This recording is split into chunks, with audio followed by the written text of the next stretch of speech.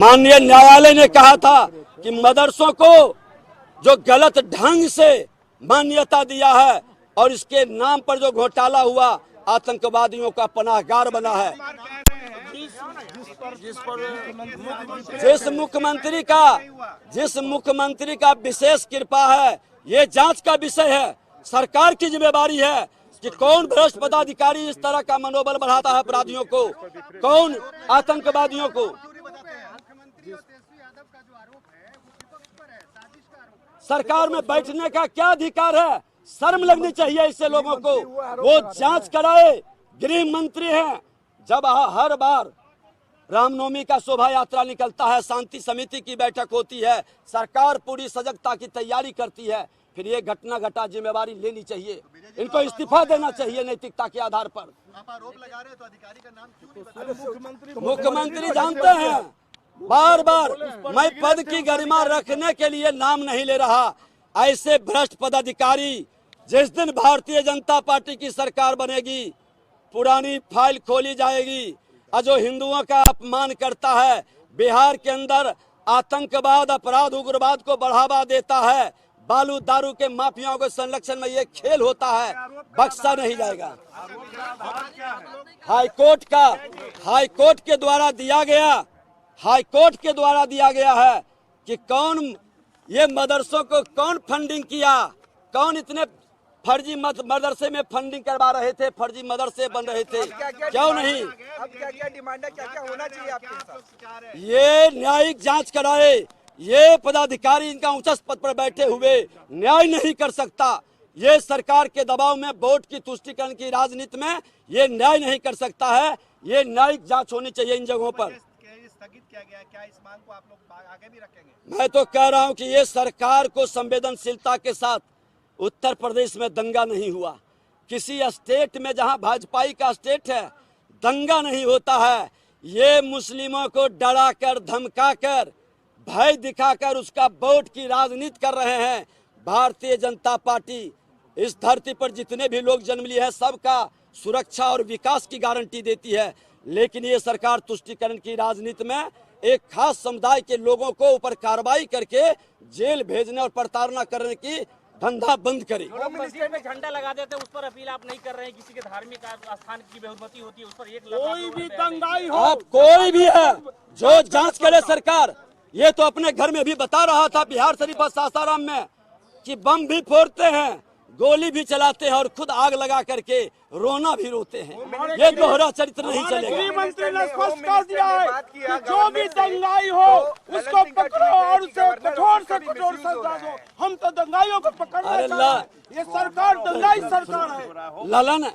ललन बाबू tweet कर रहे हैं, उनका होम जिला नालंदा बिहार शरीफ जल रहा है और वो वहाँ पाठे का बलि दे करके भोज कर रहे हैं। शर्म लगनी चाहिए ऐसे लोगों को, सत्ता में बैठे हुए लोगों को, कि हमारा बिहार लहक रहा है, जल रहा है और नीरव बांसुरी बजा रहा है।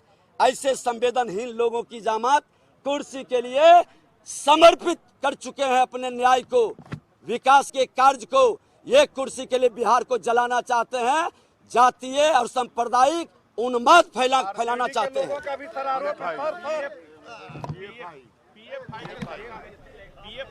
अच्छा, आरोप है आरजेडी के लोगों का कि इसमें बीजेपी के लोगों का हाथ है। देखिए, ये सरकार पीएफआई के संरक्षण दे रही है। क्यों इस तरह के मामला को आग लगने तक उसको खुला छूट दे देता है? तुष्टीकरण और वोट की राजनीति में मुसलमानों को, एक पक्ष के लोगों को ये अगर जो मेहमानबाजी करा के संरक्षित करेगा तो अब यह भारत 21वीं सदी का है। तुष्टीकरण की राजनीति नहीं बर्दाश्त करेगा। सबको समान अधिकार है और समान रूप से सबका सुरक्षा की जिम्मेवारी सरकार की है। आज जिसके घर में घटना घटित होता है बिहार शरीफ में, जिसके लोग मारे जाते हैं, जिसकी दुकान लुटाती है, उन्हीं लोगों पर एफआईआर हो रहा है, उन्हीं के लोगों को पकड़ करके जेल में बंद किया जा रहा है। उच्च पद पर बैठे हुआ एक पदाधिकारी यहाँ खोल करके अल्पसंख्यकों को संरक्षित, मदरसों को संरक्षित और खुल करके आतंकवादियों का पनाहगार उस मदरसे के अंदर होता है। हाई कोर्ट ने जब जांच का आदेश दिया, सरकार से हमने सदन में जब पूछा क्यों नहीं जवाब दिया, एनआईए से क्यों नहीं जांच करा रही है। आज बम बनाते हुए सासाराम में जो घायल हुए हैं कौन है? बांका में मदरसे के अंदर बम विस्फोट हुआ था, क्यों दबा दिया गया? भागलपुर नाथनगर में विस्फोट हुआ, खोल करके सरकार को पता है कि मदरसों को संरक्षित करने का ये सरकार की जिम्मेवारी है। बताए, माननीय न्यायालय ने कहा था कि मदरसों को अर्धसैनिक बल को लगाया, क्यों इस तरह के मामला को आग लगने तक उसको खुला छूट दे देता है?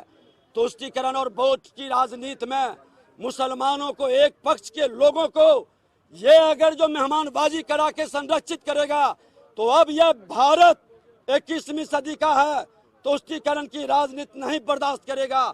सबको समान अधिकार है और समान रूप से सबका सुरक्षा की जिम्मेवारी सरकार की है। आज जिसके घर में घटना घटित होता है बिहार शरीफ में, जिसके लोग मारे जाते हैं, जिसकी दुकान लुटाती है, उन्हीं लोगों पर FIR हो रहा है, उन्हीं के लोगों को पकड़ करके जेल में बंद किया जा रहा है। उच्च पद पर बैठे हुआ एक पदाधिकारी यहाँ खोल करके अल्पसंख्यकों को संरक्षित, मदरसों को संरक्षित और खुल करके आतंकवादियों का पनाहगार उस मदरसे के अंदर होता है। हाई कोर्ट ने जब जांच का आदेश दिया, सरकार से हमने सदन में जब पूछा क्यों नहीं जवाब दिया, NIA से क्यों नहीं जांच करा रही है? आज बम बनाते हुए सासाराम में जो